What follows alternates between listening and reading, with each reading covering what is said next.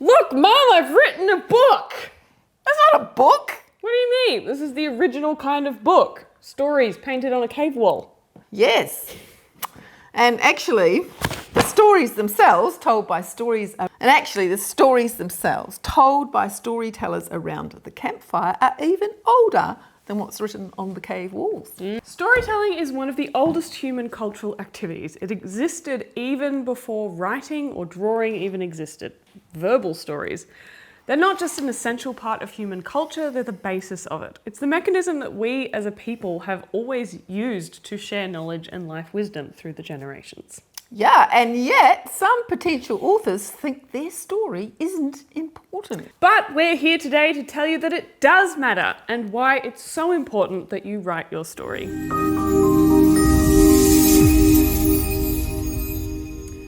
So let's talk about the obvious one first, memoirs. I'm guessing one of the main reasons that people don't want to write their story is because they think their life isn't interesting enough. Is that correct? I would say so. I've got my mother's story to tell. She considered writing a memoir.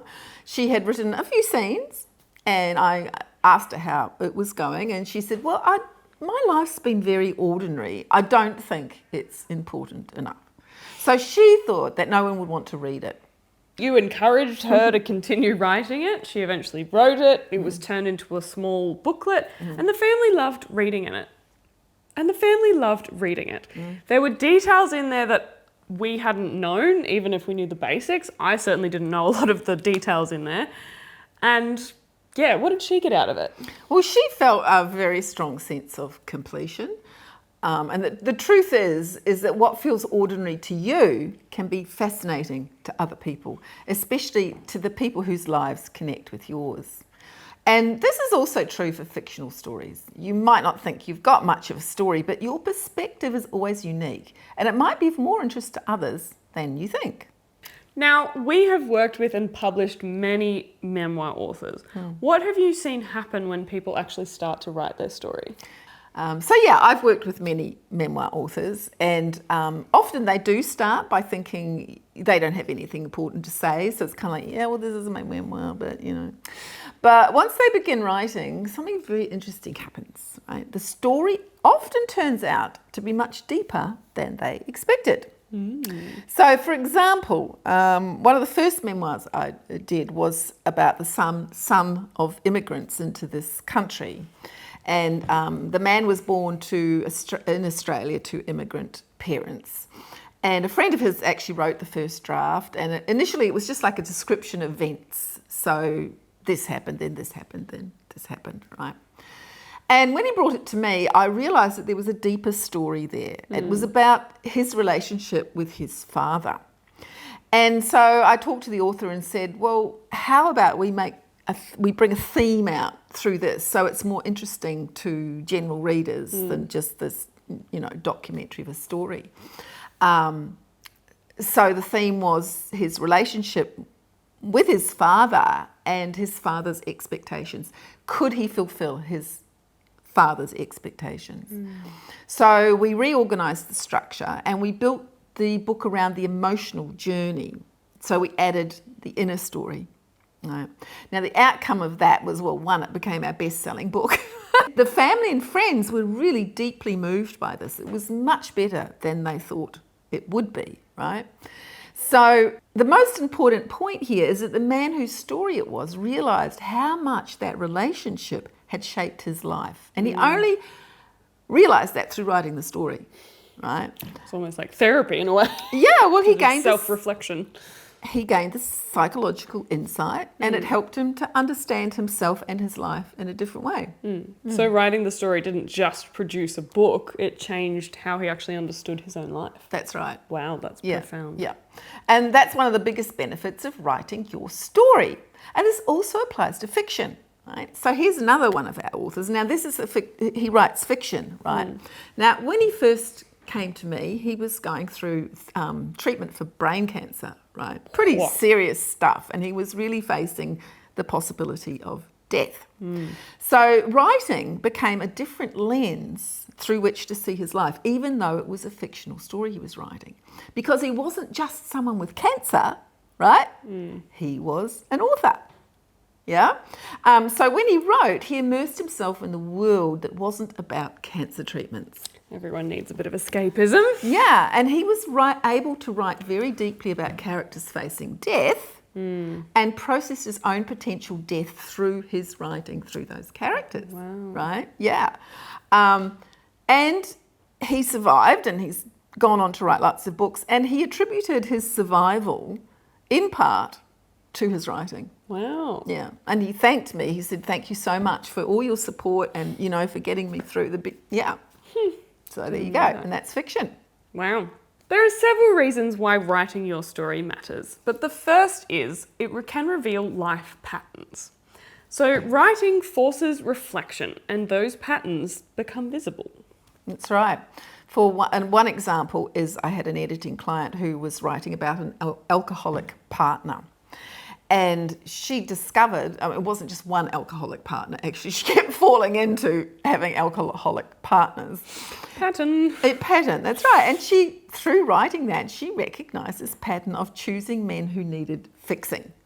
And so she recognised her behaviour, and so she was able then to avoid repeating it. She was at least conscious of it, and could say, hang on a minute, yeah? So, yeah. So writing can really help you understand the patterns shaping your own life. Absolutely. Would that only be for memoirs or? For memoirs, it's obvious, right? It's most obvious with memoirs. Yeah. And that is basically narrative therapy. Cultures define themselves through storytelling, right? So individuals do the same for their own lives. That's true. We tell ourselves stories about ourselves all the time, and sometimes they're negative. We go round and round telling ourselves we're useless or unlovable or whatever it is. Or I get that. But how does the therapy part work? I mean, what's to stop me just writing that I'm unlovable and useless? Well, narrative therapy, like if you're doing it with a therapist, works on the narratives we tell ourselves that make us feel powerless, right?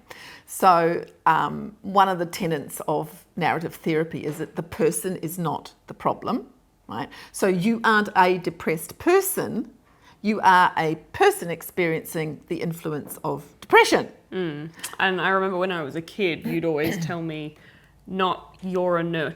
You wouldn't say you're a naughty girl, which some parents say. You'd say you are a good girl who's acting very naughty right now. And there was always that distinction between, so I never grew up having this thought of I'm a naughty girl. So the second principle of narrative therapy is externalization, right? By giving the problem a name and treating it as an outside force, you gain the distance needed to investigate how it operates and how to resist it.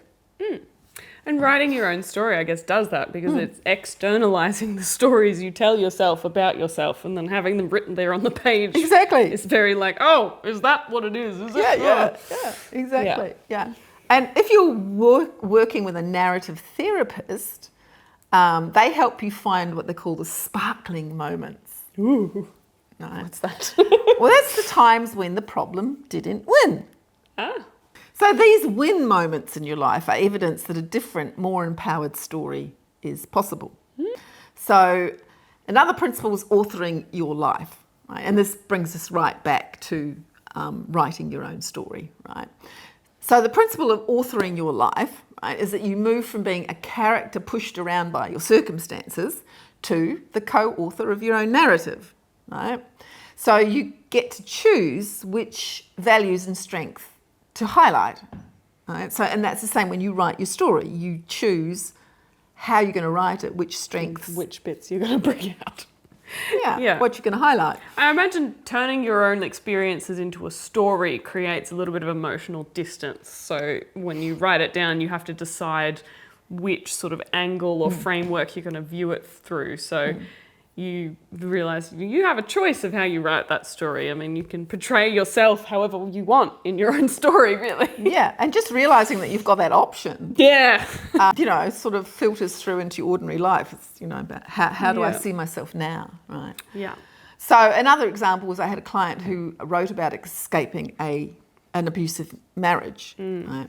And writing the story really, really helped her. And she knew she was writing it to find closure. And she was able to really process what happened and realise that she was stronger than she thought she was. And of course, she realised what she'd learned from the experience, and she closed that chapter of her life. And that was, she was just writing about one chapter in her life. Yeah. It must take an immense amount of courage to write that and then publish it. I mean, I can imagine writing it just for your own closure, but then to also like... Yeah. Well, she thought it might help other people. Yeah. You know, to see how she got out of it. Yeah. And that's the idea. Yeah.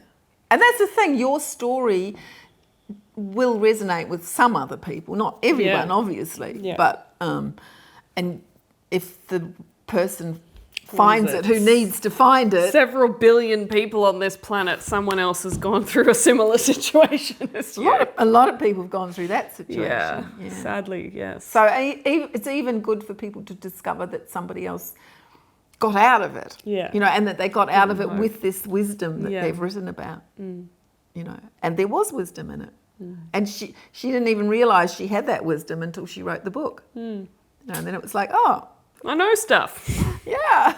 So yeah, I can see how a story allows you to step outside your own life and look back on it more clearly. But I guess writing fiction can do this too, because in writing about fictional people, you're learning about yourself and your own worldview. Like if you're not intentionally making a character's worldview very different to maybe your own, then it would be very easy for all the characters to have the same worldview. So you've got to, you know, we've talked about that in our world building characterization videos, where it's like you've got to be quite intentional about the way that these characters think. And so just however they come out originally, unless you specifically thought about it, is very like, oh, that's how I think about the world, isn't it? Yeah, and the thing is, you get to look at the world through different perspectives while you're writing. Yeah. So you become more aware of different perspectives and more aware of your own perspective through that process. So, you know, the process of writing is very powerful, whether you're writing fiction or not. So another benefit, right, is it keeps your brain sharp and resilient, you know, no matter what it is that you're writing. Okay, so enhanced cognitive processing is the technical term. Because writing requires you to organise messy thoughts into linear sentences. So this process engages the prefrontal cortex, the area of the brain responsible for complex planning, decision-making and self-expression. Right? It also helps your memory consolidation. It also helps your memory consolidation. So writing things down moves information from your short-term to your long-term memory, which is why at school writing things down helps you to memorise them, right? So it also is good for your focus, right? It forces the brain to filter out distractions. So it sort of writing acts in a way as an act of meditation. Definitely better for your brain than TikTok. Absolutely. Anything's better for your brain than TikTok. So learning to express yourself through writing, I imagine, builds some new like neural pathways in your brain. It's called what? Neuroplasticity, right? Research suggests that engaging in cognitively demanding tasks like writing can increase the cognitive reserve, potentially delaying the onset of symptoms in neurodegenerative conditions like Alzheimer's. I am reading off an auto prompt, can you tell? But it's true. It's big words. That's why I had to write it down for it. Totally. It's been shown to be, if you're writing... Write your memoir, it's good for your brain. Yeah, that's right. Yeah. Lowers... Or fiction. Any kind of writing lowers your chance of getting Alzheimer's. So that story is important in many, many more ways than just telling the story. Yes. It's writing the story. Yeah. And it also, like, if we talk about people getting older, right, there's language and vocabulary retention. So regular writing prevents the word finding difficulties. I know that word. What?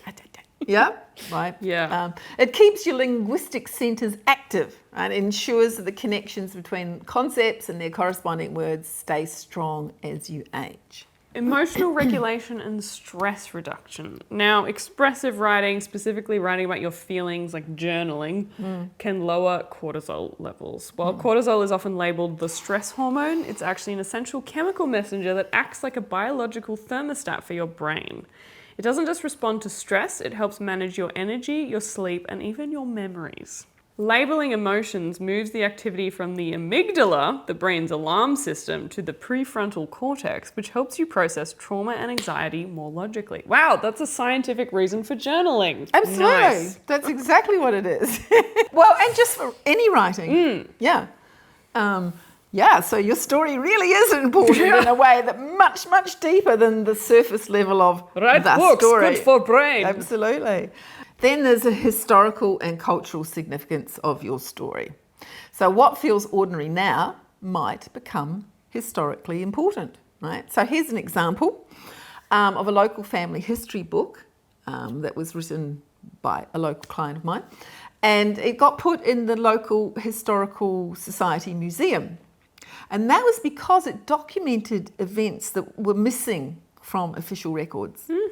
It like zoned down on this one family and their role in the area and gave detail that it just wasn't anywhere else. Yeah, and because history books don't record everyday life, but only personal stories right. do. And if, like, as a reader, if I want to, I'm a fiction reader, not a non-fiction reader.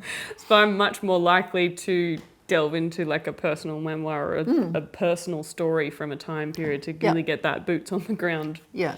It's also about leaving a personal legacy. I mean, your grandchildren might want to read it one day. Like for me, especially reading my grandma's memoir was very interesting because, I don't know what it was like to grow up with a horse and cart and, making butter and hand doing laundry. Yeah.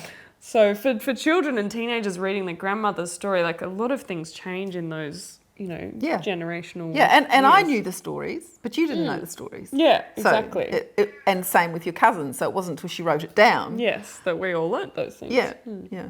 And it's fascinating.